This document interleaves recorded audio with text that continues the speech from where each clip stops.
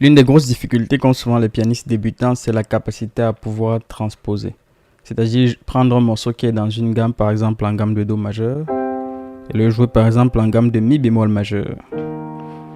Donc ça, c'est un concept qui gêne beaucoup les débutants. Et j'ai d'ailleurs fait une leçon il y a quelques temps dessus pour expliquer facilement comment tu peux transposer un morceau, c'est-à-dire jouer un morceau, passer un morceau qui est dans une tonalité, dans une autre tonalité. Par contre, ce qu'il faut bien comprendre, c'est que la question même, elle a déjà un problème, c'est-à-dire se demander comment est-ce que je fais pour transposer. Ça montre qu'il y a déjà un problème dans ta manière d'apprendre. Et je vais t'expliquer un peu plus ça dans cette leçon. Mais avant, je vais te montrer quelques astuces, effectivement, si tu veux apprendre à transposer, mais plus des morceaux gospel. C'est-à-dire si tu as des accords enrichis, par exemple celui-ci, en gamme de Do. Comment tu peux faire la même chose, par exemple, en gamme de Mi bémol, en gamme de Si bémol, en gamme de Ré bémol, etc. Donc, il y a une astuce simple que je vais te montrer tout de suite. Bienvenue à toi qui me rejoint pour cette nouvelle leçon. C'est Cédric de Piano pour tous. Et au travers de cette chaîne, j'aide des musiciens comme toi à créer leur propre musique. Comment? Déjà en intégrant certains éléments d'enrichissement gospel que je partage tout au long des vidéos hebdomadaires sur cette chaîne. Donc, si c'est un sujet qui t'intéresse, tu peux cliquer sur le bouton pour t'abonner. Et tu as aussi un lien en description pour pouvoir t'inscrire pour recevoir une newsletter que j'envoie chaque semaine pour partager des secrets de gospel. Donc ici, je ne vais pas rentrer dans trop de détails sur ce que je fais. Tu peux avoir les éléments en description. Rentrons dans le vif de la leçon. Supposons que tu as une suite d'accords en gamme de Do majeur qui fait Do majeur septième, Fa majeur septième, La mineur septième et Sol septième de dominante. Donc ça, c'est une leçon de pianiste pas forcément débutant en tout ce qui est gospel ou jazz, mais quelqu'un qui connaît déjà un peu des accords, des enrichissements d'accords. Qu'est-ce que c'est un Do majeur septième? C'est simplement cet accord de Do. On a ajouté la note qui se trouve à une tierce. En fait, tous ces accords, tu les prends et tu sautes une note pour prendre la note qui est après. Ça te donne l'accord septième correspondant. Quand tu as La, tu sautes une note, ça fait La mineur septième. Si tu as Do, tu sautes une note en gamme de Do, elle est blanche, ça fait Do majeur septième. Si tu as Fa, tu sautes une note, ça fait Fa majeur septième. Donc là, c'est des accords qu'on appelle les accords septièmes. Donc, ils ont une note en plus. En gamme de Do, c'est facile parce qu'on n'a que des notes blanches. Donc, forcément, tu as juste à sauter une note et tu retrouves l'accord qui va bien. Donc, Do majeur septième, Fa majeur septième, La mineur septième et Sol septième de dominant. Tu sautes une note. Il est là. Donc si tu veux plus de détails sur ces accords, je vais te mettre aussi un autre lien en description pour pouvoir voir un peu plus comment ces accords se constituent. Donc là, c'est une leçon de transposition ou de pseudo-transposition, parce que je vais expliquer le problème avec la transposition. Mais déjà, je te montre comment est-ce que tu fais. Donc ici, suppose par exemple que tu veux jouer ces accords en gamme de Mi bémol. Donc la gamme de Mi bémol, on va même supposer, et c'est la vraie astuce que j'explique. Dans le concept de gospélogie que j'explique aux personnes, je leur apprends facilement comment jouer dans d'autres gammes, sans avoir besoin de connaître les notes de la gamme. Donc on va même se dire que tu ne connais pas les notes de la gamme de Mi bémol. Et ce qui est très souvent le cas. Si je te dis de jouer d'une gamme, souvent ce qui te bloque, c'est que tu ne connaisses même pas les notes de cette gamme. Donc disons que je veux jouer ça en gamme de Mi bémol majeur. Ça signifie que mon accord de Do déjà, il va devenir un accord de Mi bémol. Donc là où j'avais Do majeur 7, je vais devoir jouer un Mi bémol majeur 7. Maintenant, qu'est-ce que je joue à la place des autres? C'est la première question. Donc ici, pour faire cela de manière simple, on va s'affranchir un peu de la gamme de Do et essayer de voir un peu c'est quoi les degrés dans notre gamme. Qu'est-ce que ça signifie? En fait, c'est nos accords qu'on jouait, à quelle note est-ce qu'ils correspondaient dans notre gamme? Parce qu'une gamme majeure a 7 notes. 1, 2, 3, 4, 5, 6, 7. Donc ici, en fait, notre Fa majeur, c'est dans le 1, 2, 3, 4. Notre Sol, c'est le 1, 2, 3, 4, 5. Et notre La, c'est le 1, 2, 3, 4, 5, 6. En fait, on est en train de jouer notre accord, notre 1 en majeur 7, notre 4 en majeur 7, notre 6 en mineur 7 et notre 5 en septième de dominante. Donc, ce que tu as juste à retenir, en fait, c'est 1, 4, 6 et 5 qui sont joués sur la base des septièmes.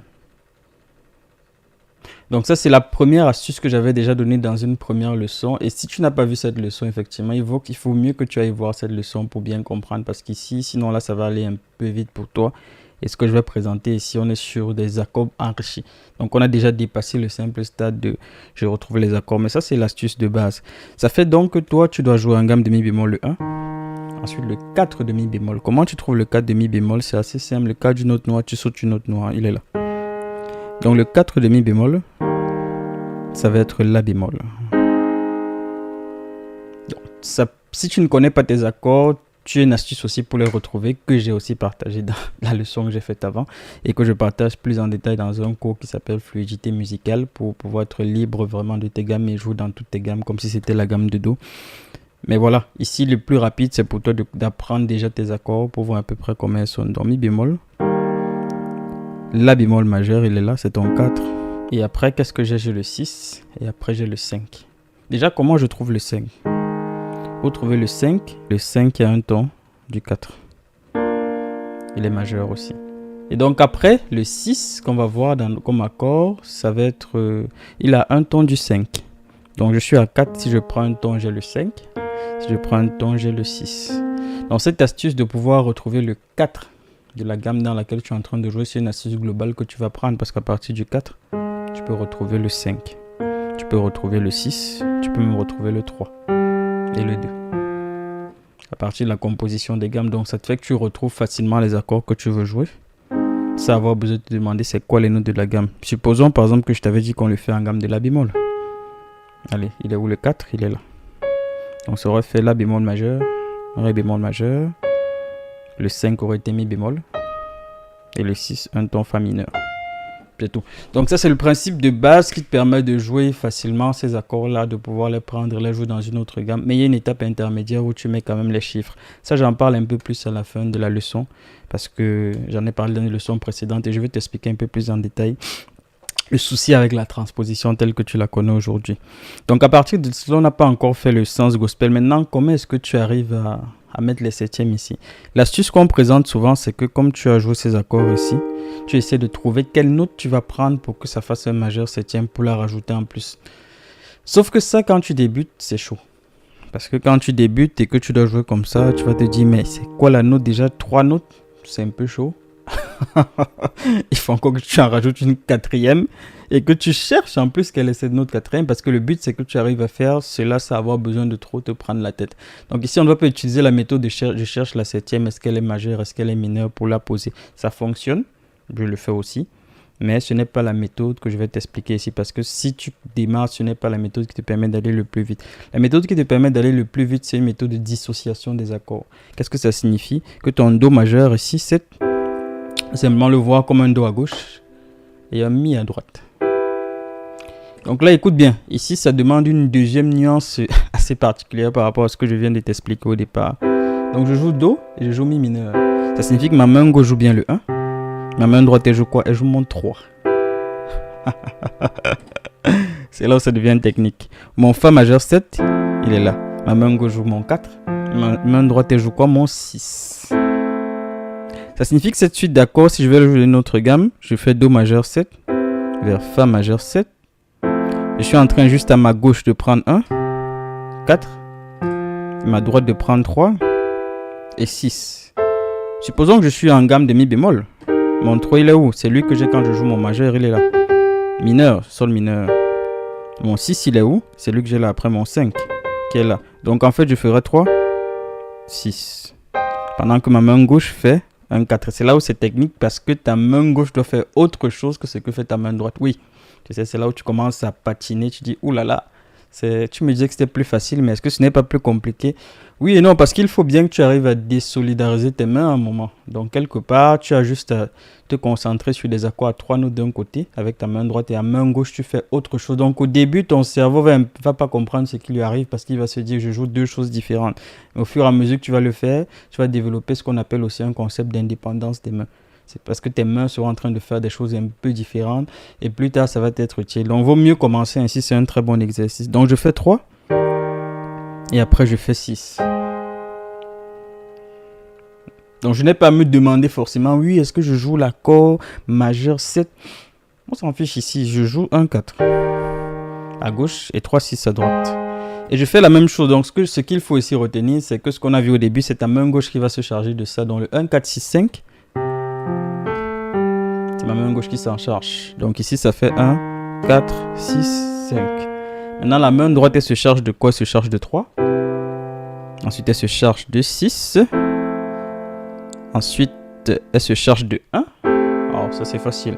Et après, elle se charge de quelqu'un qui n'est pas trop facile. De 7. Et de 7, comment diminuer? Oui, parce que voici 7 mineurs, 7 diminué. Alors, est-ce que ça enregistre bien d'ailleurs? Oh, on est pas mal, on est pas mal. Donc, qu'est-ce que je fais? Donc, je fais 3. Donc, on a dit 3. 6. 1. Et 7. Pendant que lui, il fait 1. 4. Ensuite, 6. Et 5. Dans main gauche, 1. Donc, lui, il fait 3. 6. Ensuite, 1. Et après, il fait 7. Tu vois? Maintenant, après, tu peux faire des mouvements, des renversements. Tu les joues comme c'est vraiment le plus simple pour toi. Ici, je les joue en position fondamentale pour ne pas avoir à me demander comment je renverse. Mais tu peux faire des renversements. Donc, pendant que tu fais ça, ta main gauche doit donc faire 3. 6. Pardon. Donc, pendant que tu fais ça, ta main gauche fait 1. 4. 6. 5. 1. 4. 6 et 5. Et en général, quand on fait ce genre d'exercice, la difficulté, c'est qu'on a souvent tendance à séparer les deux mains. En fait, ici, il ne faut pas faire cela. Ici, il faut que tu arrives à avoir une vision globale de tes deux mains. C'est-à-dire, ne pas juste dire, ma main gauche fait ça. Au début, oui, pour apprendre. Mais après, il faut que tu arrives à mettre les deux ensemble et avoir une vue globale de ce que tu es en train de faire. Tu peux même commencer à faire une arpège ici. Et après, quand tu prends ton 6, tu fais ça. Et ton 5 là.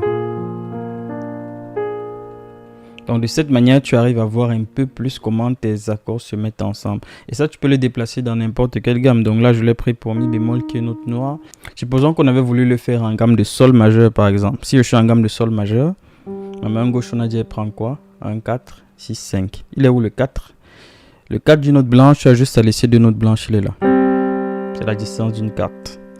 Donc ici, voici 4. Donc 1, 4, 6, 5. Et ma main droite, qu'est-ce qu'elle fait? Elle fait 3. Ensuite 6. Après 1. Et après 7. Qu'est-ce que ça donne?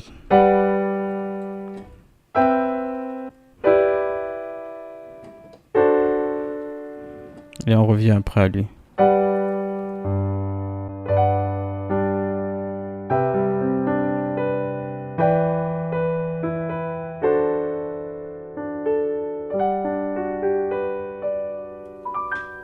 Donc de cette manière, tu commences un peu plus à voir comment tes accords se mettent ensemble. Donc je t'ai dit que je t'expliquerai un peu le souci avec la transposition.